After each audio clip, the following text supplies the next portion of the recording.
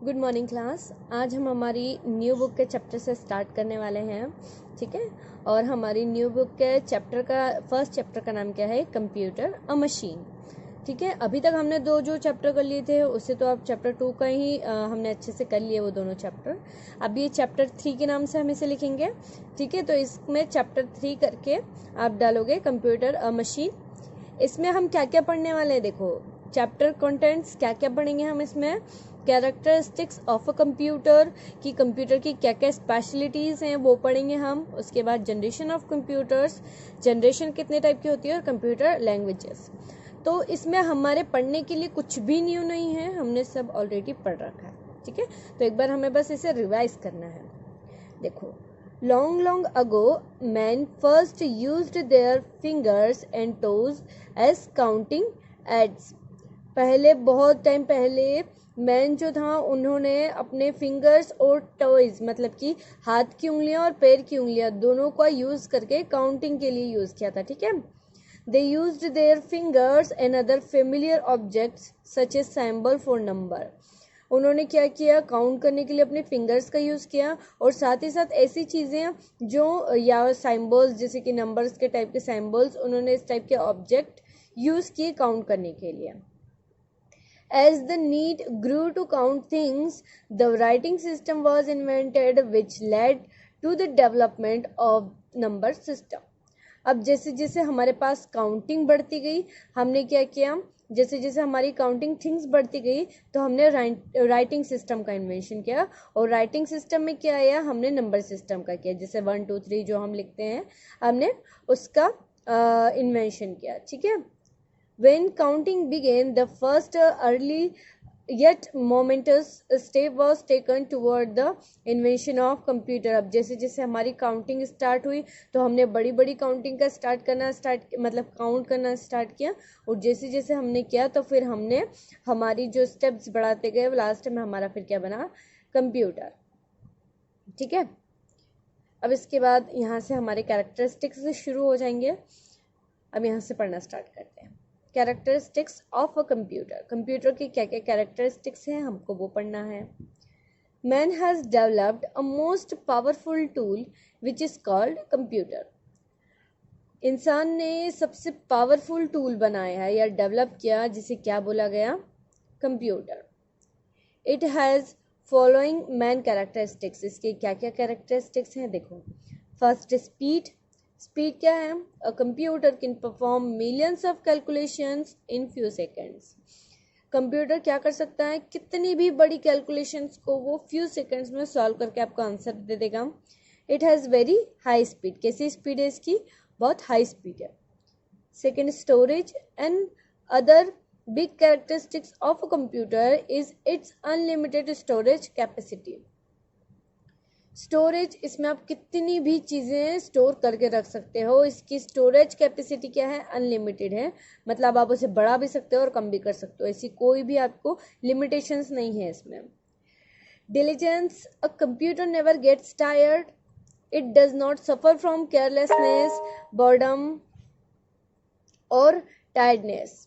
Diligence means क्या है कि कंप्यूटर कभी भी नहीं थक सकता है, कभी भी वो केयरलेसनेस वाला वर्क नहीं करेगा, कभी भी अपना काम करते हुए बोर नहीं होगा, कभी भी टायर्ड नहीं होगा, कभी भी केयरलेस। इट मीन्स कि आप कोई भी कैलकुलेशन दे रहे हो तो वो रॉन्ग आंसर नहीं देगा, ठीक है। तो ये जो होता है ये कंप्यूटर का सबसे मेन पॉइंट भी हो जाता है एकदम।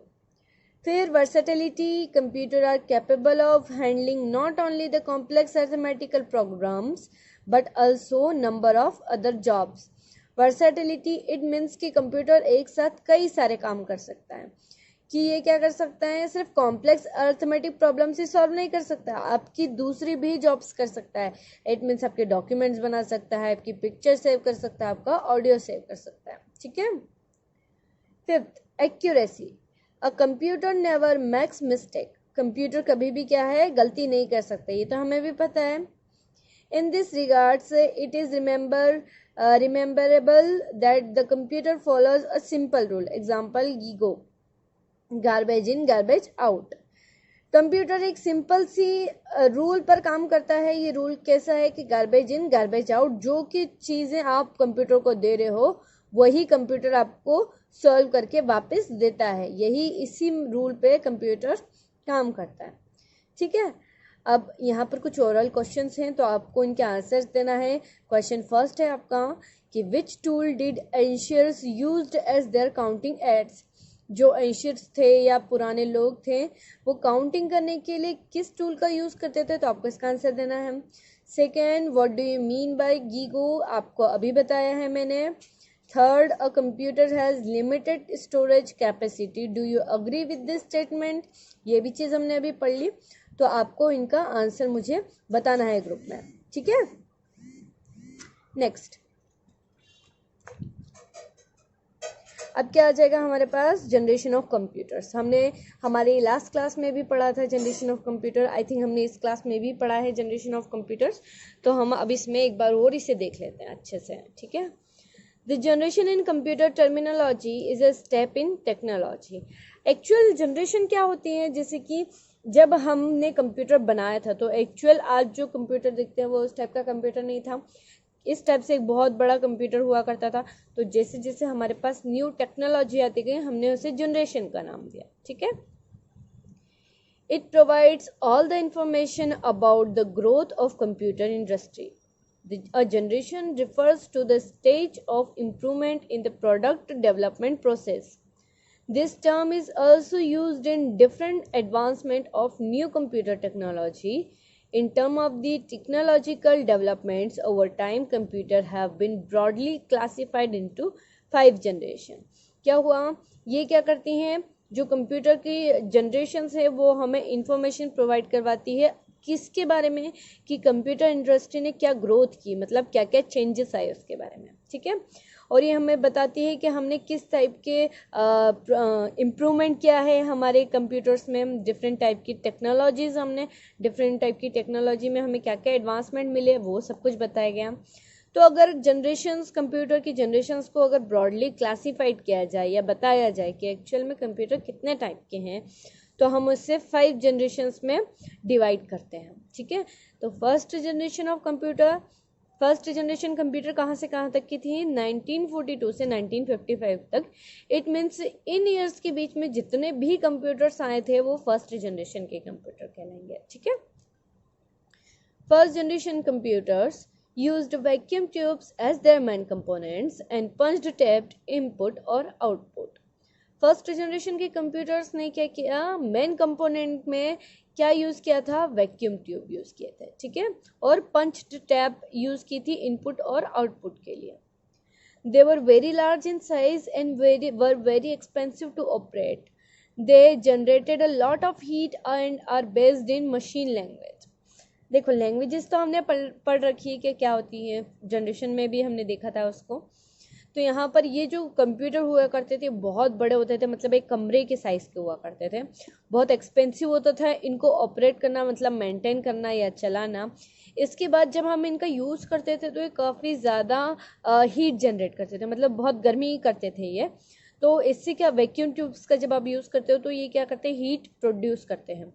तो जब आप इनका यूज़ करते थे तो हीट होती थी, इस हीट को कम करने के लिए और हमारे रूम का टेम्परेचर मेंटेन करने के लिए फिर एसी लगाए जाते थे, और उस टाइम इसका कॉस्ट काफ़ी बढ़ जाता था। ठीक है, अभी ये किस पे बेस्ड थे, तो ये मशीन लैंग्वेज पे बेस्ड है। इट मीन्स कि आप इसको जो भी प्रोग्राम दे रहे हो वो किसके बेस में देना पड़ेगा आपको, 0 और 1 के फॉर्मेट में, यही हमारी मशीन लैंग्वेज होती है। ठीक है, एग्जाम्पल जो कंप्यूटर्स थे उनके नाम क्या हैं, मार्क 1, एनिक, EDVA और यूनिवैक। ये एनिक इस टाइप से है, इनके कुछ फुल फॉर्म्स भी हैं, आप इनके फुल फॉर्म मुझे बताओगे लिख के, है ना, ये जो इनके हैं ये नाम के फुल फॉर्म आप मुझे बताना। अब इसकी लिमिटेशंस क्या थी, लिमिटेशंस होंगी तभी तो हमारे पास, उस लिमिटेशंस को ख़त्म करने के लिए हमने दूसरी जनरेशन का यूज़ किया था। ठीक है, तो लिमिटेशंस हमारी क्या है, first generation computers had the following limitations. First, the expected large space of installation, मतलब आपको एक बहुत बड़ा प्लेस चाहिए होता था इन कंप्यूटर को रखने के लिए। Second, their operating speed and programming capability was low. ठीक, क्या होता था कि आप जब भी इनमें कोई प्रोग्राम रन कर रहे हो या कोई भी इक्वेशन सॉल्व कर रहे होते हो तो इसकी कैपेबिलिटी जो होती थी बहुत धीमे होती थी, मतलब बहुत स्लो वर्क करते थे ये। दे कंज्यूम हाई इलेक्ट्रिसिटी, अभी बताया मैंने कि एसी लगाया जाता था, वैक्यूम ट्यूब्स हीट्स प्रोवाइड करते थे, तो इसमें इलेक्ट्रिसिटी काफ़ी ज़्यादा लगती थी। And lot of electricity failure awkward, कभी कभी लाइट चली जाती थी, कभी कहीं कनेक्ट नहीं हो रहा है कुछ भी, जैसे इतना बड़ा पूरा मशीन है, पूरे रूम को इसने ऑक्यूपाइड कर रखा है स्पेस को, तो यहाँ पर अगर कहीं भी वायरिंग की दिक्कत हो गई, कहीं एक वायर नहीं हुआ, कहीं एक प्लग चालू नहीं हुआ है, कहीं स्विच ऑफ है, तो ये क्या होता था, कहीं कहीं इलेक्ट्रिसिटी फेलियर बहुत ज़्यादा हो जाता था। ठीक है, अब सेकेंड जनरेशन कंप्यूटर आए, इसके बाद जो जनरेशन है हमारे पास सेकेंड जनरेशन है, कहाँ से कहाँ तक, 1956 से 1964 तक। Second generation computer used transistors instead of vacuum tubes. अब इन्होंने क्या किया, वैक्यूम ट्यूब्स को रिप्लेस कर दिया हमने किसमें, ट्रांजिस्टर्स में। This computers were smaller in size, इससे तो थोड़े छोटे थे, इन कंप्यूटर से थोड़े छोटे थे ये। ठीक है, faster, more efficient and less expensive as compared to first generation computers. They consume less heat and less electricity.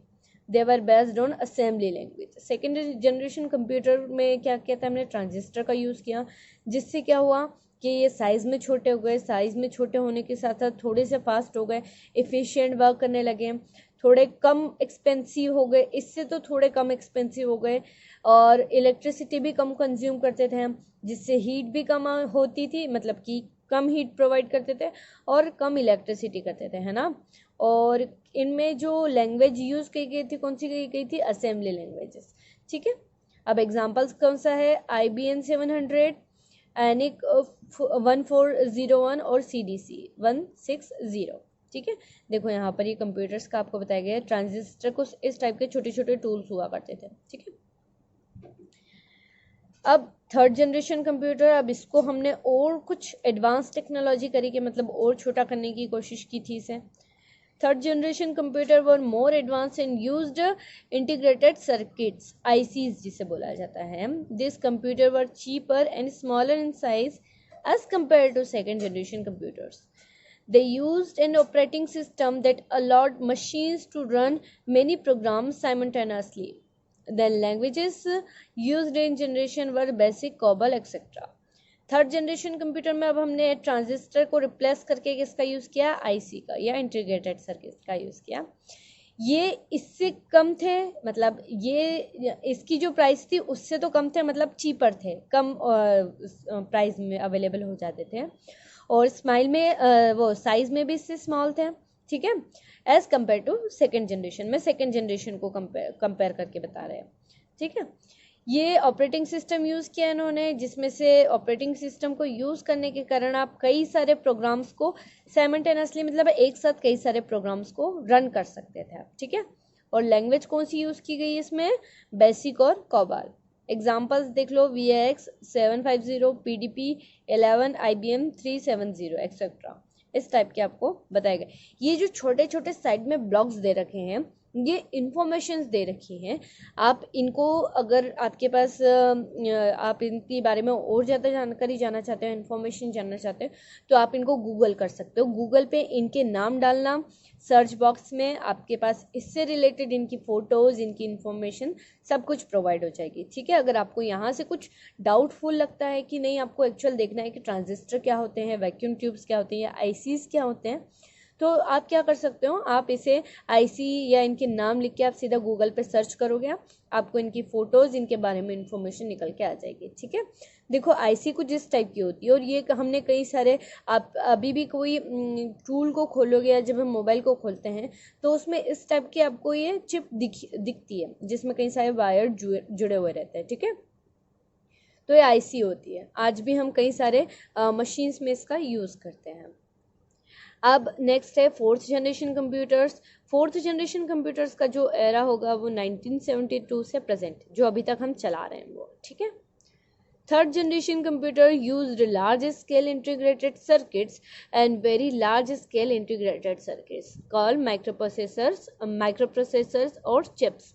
ठीक है, ये क्या हुआ, इन्होंने अब यहाँ तो ICs का यूज़ किया गया था, अब यहाँ पर लार्ज स्केल इंटीग्रेटेड सर्किट का यूज़ किया गया, और second very large scale integrated circuit का यूज़ किया गया, जिसे शॉर्ट फॉर्म में हम माइक्रो प्रोसेसर्स या चिप्स बोलते हैं। ठीक है, These computers were smaller in size, cheaper, faster and very easy to handle. ये कंप्यूटर साइज में भी काफ़ी छोटे थे, जैसे कि हमने हमारी लैब में देखा था, इस टाइप के डब्बे टाइप बने हुए थे, है ना, ये डब्बे टाइप में, टीवी के टाइप में फॉर्म में। तो ये साइज में भी काफ़ी छोटे थे, सस्ते बहुत थे, बहुत फास्ट वर्क करते थे और आसानी से हम इन्हें हैंडल कर सकते थे। ठीक है, मतलब उठा के कहीं भी रख सकते थे। Due to reduction of cost and availability of the computer's power at a small place allowed development to portable computer. अब क्या हुआ, इनमें वायर वगैरह फिक्स करना पड़ता है, आप इनको क्या होता है कि इनमें पूरा सेटअप करने में भी कॉस्ट लग जाती है, तो यहाँ पर ये पोर्टेबल नहीं हो जाते, मतलब आप इसे इजीली एक जगह से दूसरी जगह तक उठा के नहीं रख सकते हो। ठीक है। The continued improvement allowed the networking of computers for the sharing of data and communicating with each other. Continue हमने इम्प्रूवमेंट करते गए हमारे नेटवर्क में, और फिर एक टाइम ऐसा आया कि हम इंटरनेट से हमने इंटरनेट देखा। ठीक है, और इंटरनेट के थ्रू अब हम क्या कर सकते हैं, हमारे डाटा को शेयर कर सकते हैं, किसी से भी कम्युनिकेट कर सकते हैं, बात कर सकते हैं। ठीक है। The language used in this generation were C++, SQL, etc. Example, Cry2 IBM 090/600 series. आपकी इसमें जो लैंग्वेजेस यूज़ की गई थी कौन कौन सी हुई, C++, SQL, तो C++ हम पढ़ चुके हैं ऑलरेडी। ठीक है। अब 5th generation computer, present and beyond, अभी भी चल रहा है और आगे भी हम इसके बारे में और काम कर रहे हैं। 5th generation computer work on artificial intelligent. Example, they are able to simulate human behaviour. 5th generation computer की बात करूँ या मैं बोलूँ सीधा एक रोबोट। ठीक है, तो ये जो होते हैं आपके ह्यूमन की तरह ही बिहेवियर करते हैं, और ये किस पे हैं, खुद से सोच सकते हैं। अभी तक ये जो 4th जनरेशन आपने पढ़ी है, इसमें कंप्यूटर को आपको कुछ डाटा प्रोवाइड करना पड़ेगा, आपको बताना पड़ेगा कि उसे क्या करना है। ठीक है, वो खुद से नहीं सोच सकता है, बट 5th जनरेशन कंप्यूटर में कंप्यूटर्स क्या है, वो खुद से सोच सकते हैं। They use super scale integrated circuits, which is also called parallel processing. They have a large storage capacity, high speed and able to think and take decisions like human beings.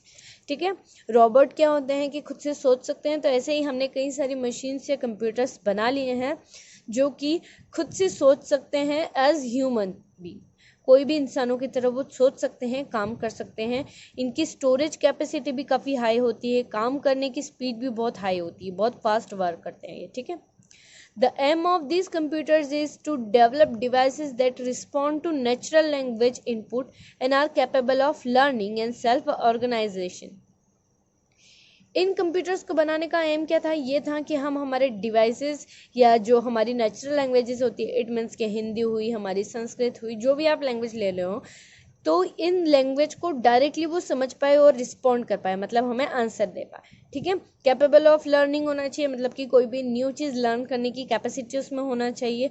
Self organisation, कुछ भी अगर उसमें fault आ रहा है तो वो खुद से उस चीज़ को अपने आप सुधार सके। ये चीज़ों को लेके हमारा 5th जनरेशन का एम है कंप्यूटर्स को बनाने का। ठीक है। They will be used in areas such as designing, robotics, etc. ये जो कंप्यूटर्स या जनरेशन है कहाँ पर यूज़ किए जाएंगे, डिज़ाइनिंग। इट मीन्स कि आपको आपको क्या करना है कि कोई भी घर डिज़ाइन करना है या कोई भी प्लेस डिज़ाइन करना है, तो इसमें आप डिज़ाइन बताते जाओगे, उस टाइप से काम करता जाएगा। और रोबोट्स के बारे में तो हमें ऑलरेडी पता ही है। They are based on high level languages, ये किस पे बेस्ड होते हैं, हाई लेवल लैंग्वेजेस के बारे में। ठीक है, तो यहाँ तक हमने जनरेशन के बारे में पढ़ा, हम ऑलरेडी इसके बारे में पढ़ चुके थे, इसलिए मैंने इसे जल्दी जल्दी सिर्फ रिवाइज किया है। अगर आपको कोई डाउट आ रहा है आप पूछ सकते हो, और बाकी का जो हमारा रहेगा हम इसको आगे क्लास में कंटिन्यू करेंगे। ठीक है।